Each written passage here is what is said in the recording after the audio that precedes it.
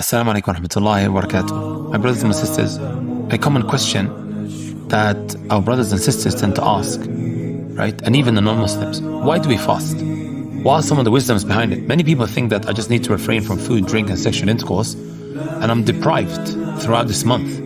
And there isn't really a spiritual aspect as to why they go about fasting, right? So why do we fast, my brothers and my sisters?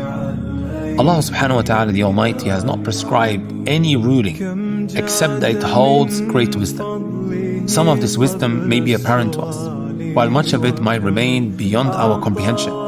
At times we might grasp part of it, while the rest stays hidden. This is why, my brothers and my sisters, I always say to our brothers and sisters, if we can accept that our ability to hear is limited, most of us, well in fact all of us, will not be able to hear that which is happening maybe 10 miles from where we are situated.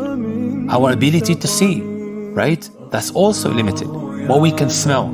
If all of these different body parts are limited, my brothers and my sisters, then why is it that we fail to accept that our intellects are limited as well? We as Muslims, we have been commanded and prohibited by Allah subhanahu wa ta'ala. Because we are firm believers in Allah Azza wa Jal, we accept and we submit. No ifs and no buts, right? So here, my brothers and my sisters, Allah subhanahu wa ta'ala has indeed told us the wisdom behind why we fast. He says in the Quran, Ya ayyuha alladhina amanu kutiba alaykumus siyam. Here Allah Azza wa Jalla says, oh, you have believed, decreed upon you is fasting. Kama kutiba ala alladhina min qablikum. The same way has been decreed upon those who came before you, so that you may become righteous. لَعَلَّكُمْ تَتَّقُونَ. You may become a person of a taqwa, right? What does a taqwa mean, my brothers and my sisters? Many of us may think that the meaning of a taqwa is nothing more than just fear, right? If I fear Allah, then this is a taqwa. When in reality, my brothers and my sisters, it's so much more than that, right? One of the best explanations that I came across is the explanation of Ibn Rajab al-Hanbali, right? When he said, هو يجعل بينه وبين ما يخافه وقاية تقيه منه. It is to place a shield between yourself and that which you fear, right? What is it that we fear? We fear Allah subhanahu wa ta'ala, right? This shield, my brothers and my sisters, similar to the shield that one may have on the battlefield. He fears the arrows of the enemy that may strike him. So he's got the shield.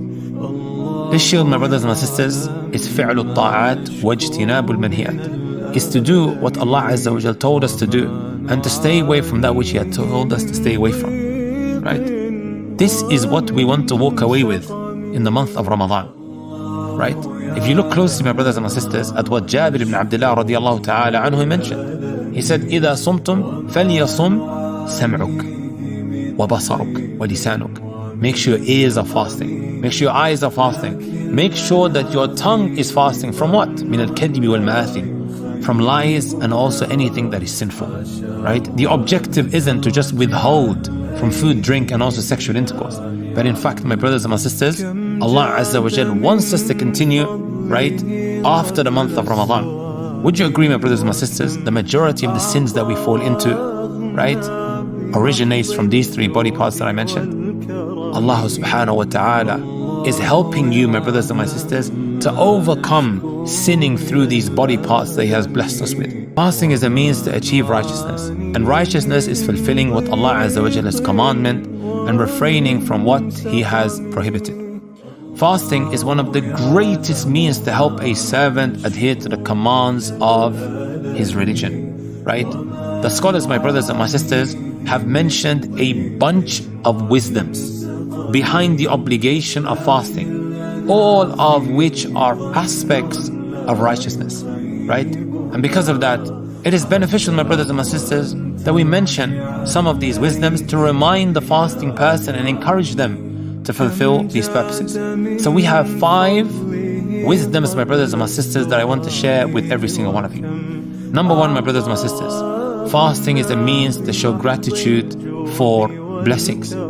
As you're all aware, my brothers and my sisters, this involves abstaining from eating, drinking and marital relations, which are among the greatest and most noble blessings that Allah subhanahu wa ta'ala has showered upon every single one of us. Abstaining from these blessings for a specific time helps a person recognize their value as blessings are often unappreciated until they are taken away. Think about it, my brothers and my sisters, right? Once upon a time, you were begging Allah subhanahu wa ta'ala just so you could complete your other half, just so you are able to fulfill your desires, right? You were someone who was struggling with the temptations of this world. You would walk outside and there is fitna everywhere. Ya Allah, allow me to get married. And then He blessed you with that. There may have been times, my brothers and my sisters, where we so desperately wanted something from this world, the materialistic things that people chase after, and then eventually Allah subhanahu wa ta'ala gave that to you. Whether it may have been foods, whether it may have been drinks, or anything else from the aspects of this world, right?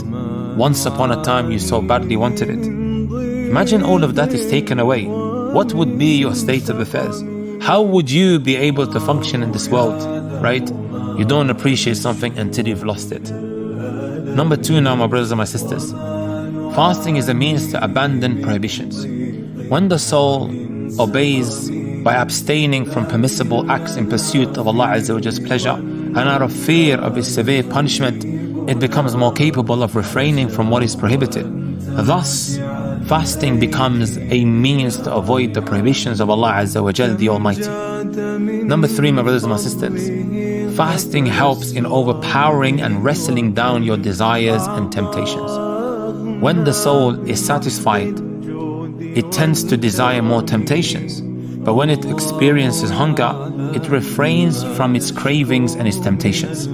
This is why the Messenger sallallahu alayhi wasallam, my brothers and my sisters, he said, يا معشر الشباب من استطاع منكم الباءة فليتزوج فإنه أغض للبصر وأحصن للفرج. O young people, whoever from amongst you can afford to get married, then let him do so, for it will help him now lower his gait and guard his chastity. And then he said, and whoever is unable to marry, then let him fast. فَإِنَّ لَهُ وِجَاء. This serves as a protection. Number 4, my brothers and my sisters, fasting instills mercy and compassion towards the needy. When the fasting person feels the pain of hunger in certain times, they are reminded of those who endure such hunger at all times. This encourages the fasting person to feel compassion and mercy towards the needy and to extend kindness to them. Throughout the day, my brothers and my sisters, we think about the poor who are now suffering, those in Palestine, those in Syria, those in different places around the world. They have struggled throughout the years. Those in Africa, my brothers and my sisters, who may go days without having consumed anything. Thus, my brothers and my sisters, fasting becomes a reason to show care for the poor and destitute. Number 5, my brothers and my sisters, fasting subdues the evil, right? When an individual fasts, this weakens the devil, reducing his influence and whispers, which leads to a lot fewer sins. This is because the Messenger sallallahu alaihi wasallam, he told us in an authentic hadith that the shaitan flows through the human beings like the flow of blood. الشيطان يجري في ابن آدم مجرى الدم. By fasting, the pathways of shaitan become narrow and constricted, weakening him and limiting his influence.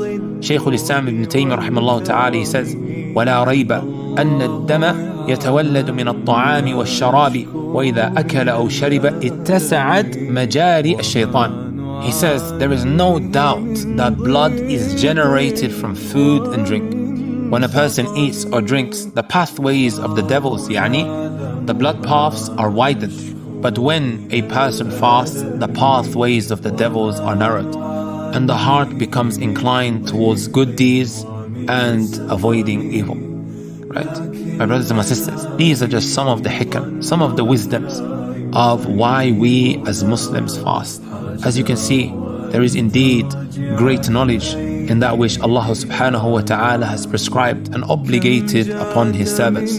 As much as it may seem that things don't make sense, right? Just because you don't have the answers, that doesn't mean there aren't any answers. May Allah subhanahu wa ta'ala bless every single one of you and allow us to make the most of this month. And until then, Assalamu alaikum wa rahmatullahi wa barakatuh.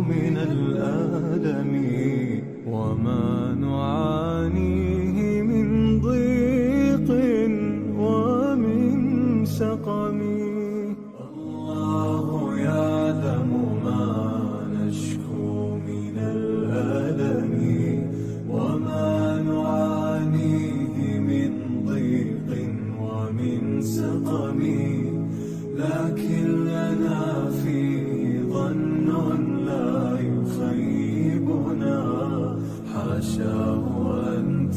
راجع الأيدي بلا نعم. كم جاد من فضله قبل السؤال، وكم أعطى وأغنى بمحض الجود والكرم. الله يعلم ما نشكو من الألم، وما